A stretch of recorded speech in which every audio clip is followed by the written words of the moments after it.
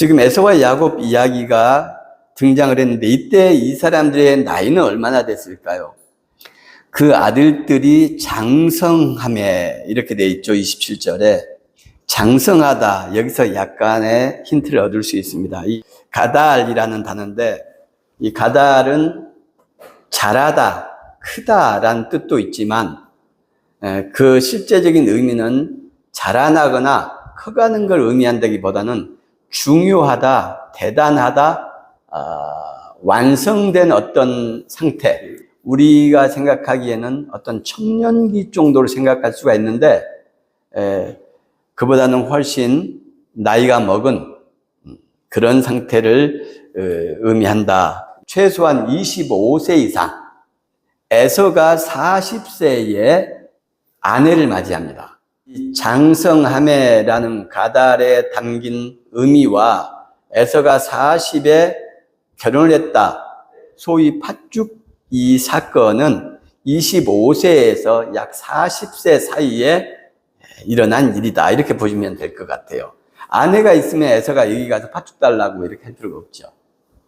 이삭이 에서와 야곱을 낳았을 때가 60세입니다. 아브라함의 나이는 160세가 되죠. 아브라함은 175세를 살았어요. 에서와 야곱을 할아버지 아브라함이 15살까지 보면서 자기가 경험한 하나님 이야기를 하고 자기가 경험했던 160년의 삶을 이 어린 아이들에게 옛날 이야기처럼 들려줬을 것이다. 그래서 신앙교육과 인생교육을 시켰을 것이다 라는 걸 알 수 있어요. 그러면 아브라함이 우리가 그동안에 봤던 것은 인품이 훌륭하고 또 굉장히 결단력 있고 용기가 있었고 겸손하고 지혜로웠죠. 그런 교육을 에서와 야곱이 할아버지로부터 받았다라는 것을 알 수가 있어요. 또 리브가가 어떤 사람인지를 우리가 앞에서 봤죠. 그 리브가의 교육을 이 아이들이 받았다. 에서와 야곱은 굉장히 특별하고 질 높은 교육을 받은 것이죠. 이삭은 에서가 사냥한 고기를 좋아했다. 이삭은 부자죠. 아브라함의 모든 재산과 가솔들을 다 물려받은 유일한 독자였습니다. 이삭은 에서가 사냥한 고기를 좋아했다. 미식가였죠. 집에 양과 소가 풍성한데 그건 맛없어. 들에서 야생에서 잡아온 고기가 최고야. 에서는 왜 사냥을 했습니까? 아버지에게 맛있는 음식을 해드리기 위해서 아버지가 좋아하는 야생 고기를 잡으려고 사냥을 했죠. 에서는 효자였다고 볼 수가 있어요. 만약에 그게 아니라면 동물들을 쫓아다니면서 사냥하고 들에서 뛰어다니고 이런 걸 좋아했던 그런 남자다운 성품의 사람이었다. 이 두 개가 다 저는 포함됐을 것이라고 생각을 합니다. 글을 읽을 때나 사람을 평가할 때 그 연역적 사고를 하면 안 된다. 귀납적 사고를 해야 된다.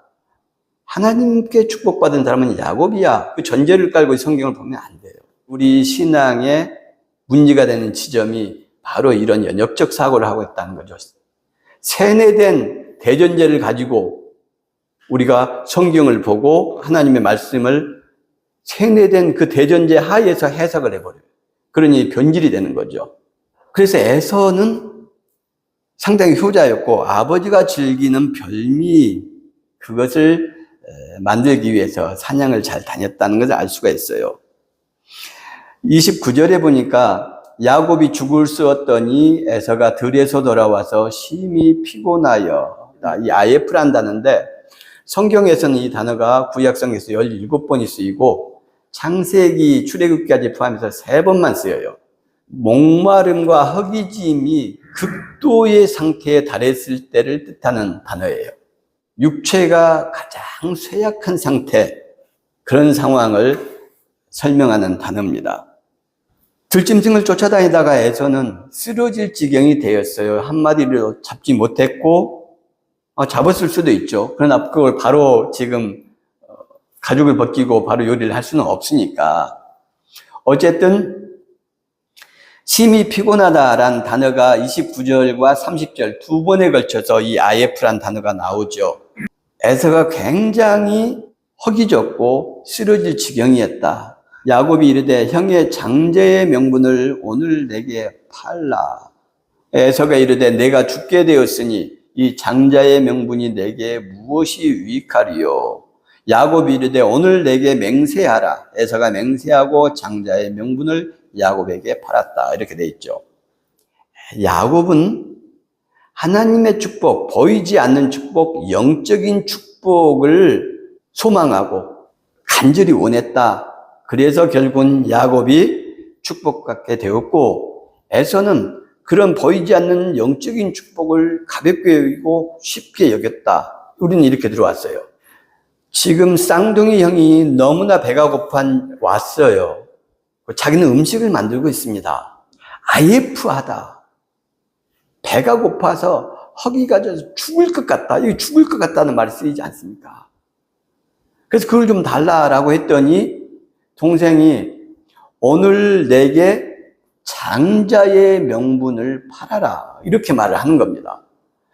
이걸 아무 문제 없이 받아들이는 것은 정말 심각한 겁니다. 이런 것을 아무 문제 없이 받아들이니까 사고가 상식에서 벗어나는 거예요. 여러분, 쌍둥이 형제입니다. 어떤 이유에서든지 간에 엄청나게 배가 고파서 쓰러질 지경이에요. 죽을 지경이라고 해서가 이야기하지 않습니까? 그래서 그걸 좀 달라고 하는데 음식을 만들고 있던 쌍둥이 동생이 이 베콜라라는 단어는 그냥 초태생, 장자, 첫 번째 태어난 걸 의미합니다. 장자를 나한테 팔아라. 야곱이 에서를 형으로 생각했겠습니까? 평소에 형으로 생각하지 않았어요. 그러니 기회가 되니까 오늘 형을 나한테 팔아라.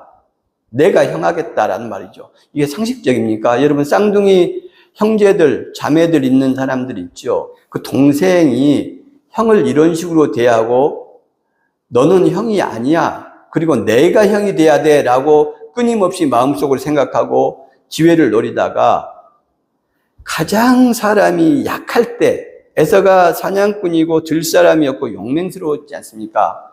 근데 기진해서 배가 고파서 쓰러지려고 할 때 그 약점을 잡아서 내가 형하겠어. 이렇게 말하는 거잖아요. 형을 팔아. 앞으로 나한테 형이라고 해. 이 말이, 이게 상식적으로 이해가 되는 이야기입니까? 내 자녀들이, 손주들이 쌍둥이가 태어났는데 둘째가 큰애를 이렇게 대한다고 생각을 해보십시오. 우리는 그 둘째, 야곱 같은 사람을 아이고 내 새끼 예쁘다, 잘한다, 그래 너가 형 자격이 있어 이렇게 말할 사람이 있겠습니까? 여기서도 그것을 봐야 된다는 것입니다. 왜 우리는 그걸 보지 못할까요?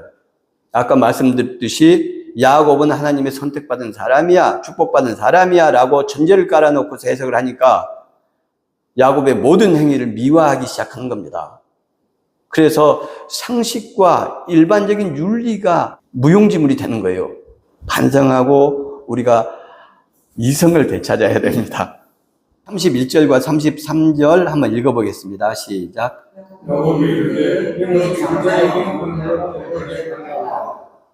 33절.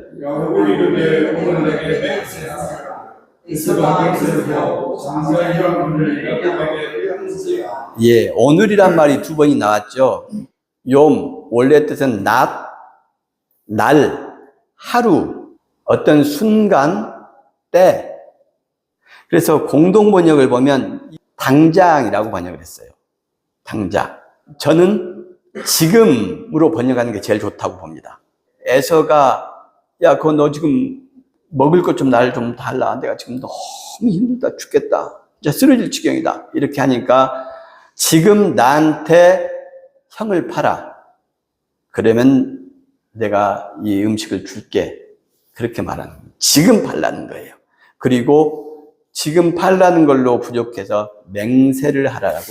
지금 야곱이 얼마나 상식과 윤리를 무시하고 넘어서는 짓밟는 행동을 하는지 지금 우리가 잘 기억을 해야 됩니다. 이걸 한번 상상해 보실 필요가 있어요. 지금 내게 맹세하라. 이렇게 되죠. 야곱이 이르되 지금 내게 맹세하라.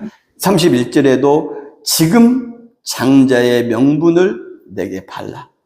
야곱이 굉장히 똑똑하고 예리하다는 걸 알 수 있습니다. 상대의 약점을 집요하게 파고들어서 지금 이 순간을 놓치면 내가 형이 될 수 있는 기회는 없을 거야 라고 생각을 하고 해결을 보려고 하는 것이죠. 에서가 이르되 내가 죽게 되었으니 장자가 베콜라가 내게 무엇이 유익하리요. 원어를 그대로 직역을 하면 에서가 말하되 내가 죽게 되었으니 장자가 무엇이냐. 성경을 기록한 사람은 장자의 명분을 가볍게 여겼다. 이렇게 34절에 나레이션을 덧붙여 놨죠. 이건 그 기록한 사람의 해석이죠. 그리고 그 기록한 사람은 야곱의 손주들이고 야곱의 자손들이다. 에서의 자손이 아닙니다. 그러니 야곱의 편에서 에서를 좀 폄훼하고 있죠. 에서는 내가 죽게 되었으니 장자가 무엇이냐? 야곱은 형을 나한테 팔아라. 맹세하라. 앞으로 나를 동생으로 대하지 말고 형으로 대해라. 이 말이죠. 배가 고파 죽을 지경인 에서는 그걸 선택을 합니다. 에서의 선택이 잘못됐나요? 나는 그렇게 할 수 없어. 너는 영원히 내 동생이지. 하면서 쓰러져 죽어야 이게. 여기서 에서는 사냥을 하면서 체험하고 경험했던 그런 어떤 방식, 이런 것이 익숙해졌다고 봐요. 사냥할 때 지금 활을 당기냐, 몰래 숨어서 다가가서 당기냐를 지금 결정을 해야 됩니다. 머뭇거리면 사슴은 도망가는 것이죠. 사냥이라는 것은 순간과 찰나가 매우 중요하게 작동을 합니다. 에서는 그런 것에 익숙해져 있었을 것이고, 이 허기진 배를 붙잡고 내가 자존심을 지키느냐, 그래 너 형 해라 하고 내가 지금 배를 채우느냐, 이 상황에서 최선을 다해서 선택을 한 것이죠. 쓰러질 지경에서. 그래서 야곱은 하나님의 축복을 움켜잡았고 그의 삶은 하나님의 은총 가운데 행해졌다라고 말을 합니다. 사실입니까? 이 야곱의 이기심 때문에 가정에 불화가 생기고 불협화음이 생기고 형제끼리 문제가 생기고 이렇게 됐지 않습니까? 그걸 급기야는 야곱은 밧단 아람으로 떠나게 되죠. 라반을 향해서. 그렇게 해서 20년 만에 돌아오죠. 밧단 아람에 가서 라반 외삼촌에게 속고 계속 속는 삶을 살았고 노예처럼 14년을 아내 때문에 일을 했고, 그게 축복입니까? 요셉이 애굽의 장관이 됐을 때 파라오 앞에 갑니다. 그때 야곱에게 너 몇 살이냐 파라오가 물으니까 야곱이 하는 말이 험악한 인생을 살았습니다. 지금 이 사건이 있기 전까지 야곱은 편안한 삶을 살았어요. 조용한 사람이어서 장막에 있었다고 하잖아요. 일할 필요도 없었고 이삭은 부자였기 때문에 편안한 삶을 살았습니다. 그런데 파라오에게 하는 말은 험악한 인생을 살았다. 왜 그럴까요? 뭐 때문에 야곱이 험악한 인생을 살아야 됐습니까? 욕망을 주체하지 못해서 인생에 어려움이 생기기 시작한 겁니다. 가정에 불화가 생겼고 형에게 미움을 받기 시작했고 어머니와 공모해서 아버지를 속이고 형을 속이고 장자의 축복을 받아내버립니다. 그래서 축복받았냐고요? 험악한 인생을 살게 됩니다. 에서가 장자의 명분을 가볍게 여겼고 야곱이 그래서 장자다라고 야곱에게 정당성을 부여하는 이 사람들, 소위 유대인들이죠. 이 사람들이 지금 누굽니까? 지금 팔레스틴 지역을 점령하고 있는 이스라엘 사람들 아니에요? 이 사람들이 하는 짓이 1800년 넘게 살아온 팔레스틴 사람들, 그 지역 사람들을 전부 쫓아내고 힘으로 총으로 칼로, 지금도 이 전쟁하고 있죠. 하마스와 전쟁이 아닙니다. 이스라엘과 하마스라는 무장 조직과의 전쟁으로 자꾸 언론이 이야기를 하는데 이건 미국적 시각이고 이스라엘적 시각이에요. 팔레스틴 자치정부와 이스라엘이라는 나라가 지금 전쟁을 하는 거예요. 그런데 이건 전쟁이 아닙니다. 다윗과 골리앗 정도가 아니에요. 6살짜리 아이하고 골리앗 정도라면 이게 이야기가 되는 정도의 싸움입니다. 6살짜리가 무슨 재주로 골리앗 같은 사람과 싸워서 이길 수 있어요? 이건 일방적인 인종 청소고 학살입니다. 하나님의 이름으로, 예수 그리스도의 이름으로 악마가 돼서 날뛰는 거예요. 왜 이렇게 판단이 안 됩니까? 연역적 사고를 하기 때문입니다. 야곱을 지금 비난하는 게 아닙니다. 저는 착각하시거나 오해하시면 안 돼요. 야곱은 결코 미화시킬 수 없는 잘못을 한 것이고, 또 하나님께서는 이 본문을 통해서 우리에게 야곱처럼 살아라 하거나 그래야 축복해 주신다고 말씀하시는 게 아니죠. 아니면 야곱을 비난해라고 이 내용을 성경에 넣으신 것도 아닐 겁니다. 생각해 봐라. 내 아들들아, 내 딸들아, 어떻게 사는 것이 하나님의 자녀로 사는 것인지 생각해 보거라. 이런 것이잖아요. 여러분, 이스라엘의 역사가 축복받은 역사라고 생각하시는 큰 오해입니다. 이스라엘은 출애굽을 하죠.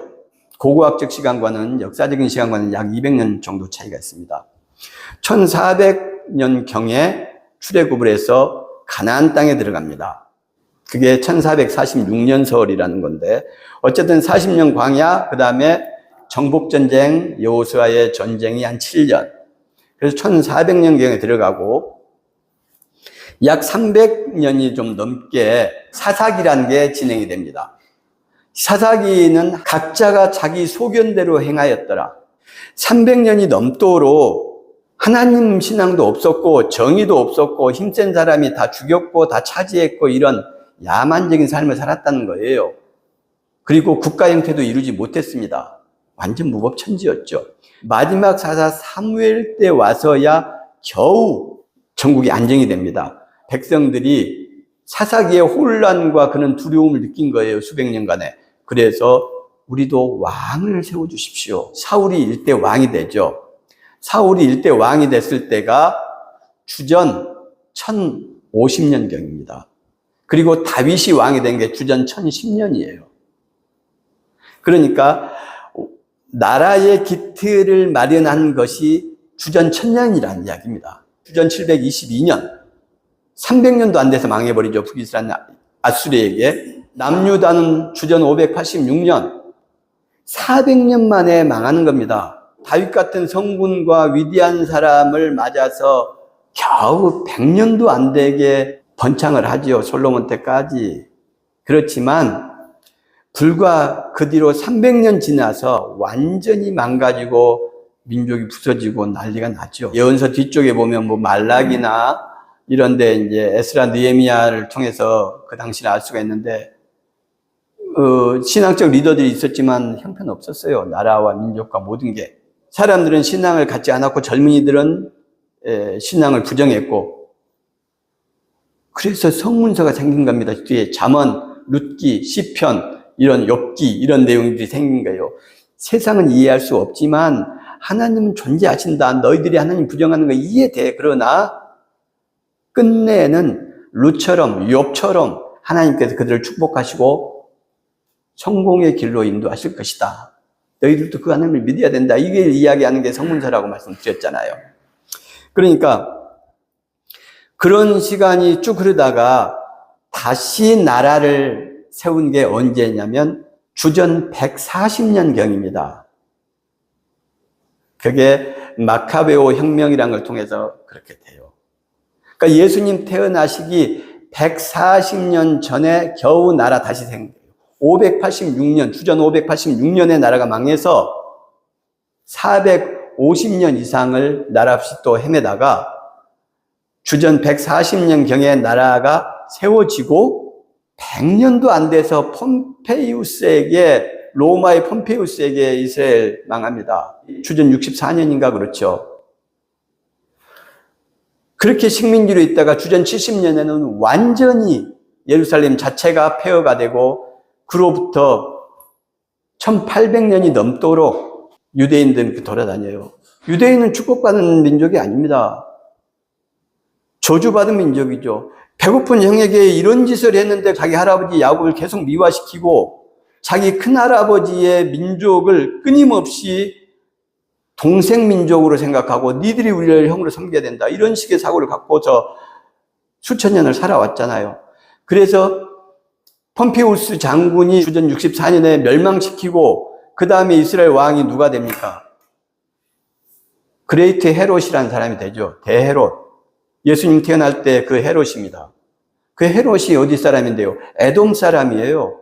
에돔의 후손, 그렇게도 멸시하던 에돔의 후손이 이스라엘 유대인을 지배하는 왕이 됩니다. 그러다가 AD 70년, 겨우 100년 남짓 그 식민지로 좀 있다가 완전히 망가지죠. 그런 상태에서 1800년 헤매다가 1948년에 지금 팔레스틴 지역에 이스라엘 정부가 수립이 됩니다. 지금 100년도 안 지났어요. 이스라엘이 얼마나 갈 것 같습니까? 이스라엘이 앞으로 1000년, 2000년간 강대국으로 이 땅을 살아갈지라도 여러분, 우리 신앙이 세상의 힘과 권력을 바라보는 것이 우리 기독교 신앙입니까? 예수께서 그렇게 사셨습니까? 모든 선지자들이 이렇게 살았습니까? 그렇지 않습니다. 그러니 오늘 말씀을 통해서 우리의 신앙의 기조를 살펴봐야 됩니다. 여러분, 엊그저께 퀴어 축제에 대해서 이야기들을 봤습니다. 소위 퀴어 축제라는 것이 자신들의 힘을 자랑하려고 하는 겁니까? 끊임없이 핍박받고 끊임없이 소외당하고 그것에 대한 저항, 소극적인 저항으로 나서는 거 아닙니까? 우리도 사람이다. 행복하게 살 권리가 있다. 태어날 때부터 성소수자의 정체성을 가진 사람이 잘못입니까? 인생을 잘못 사는 것입니까? 돈과 권력을 손에 쥐고 자기 멋대로 약자들을 괴롭히는 것이 잘못 사는 것입니까? 왜 기독교는 약자들을 자꾸 괴롭히는 것이죠? 왜 힘있는 악한 판사와 검사와 재벌들에게, 정치인들에게 분노하지 않는 것이죠?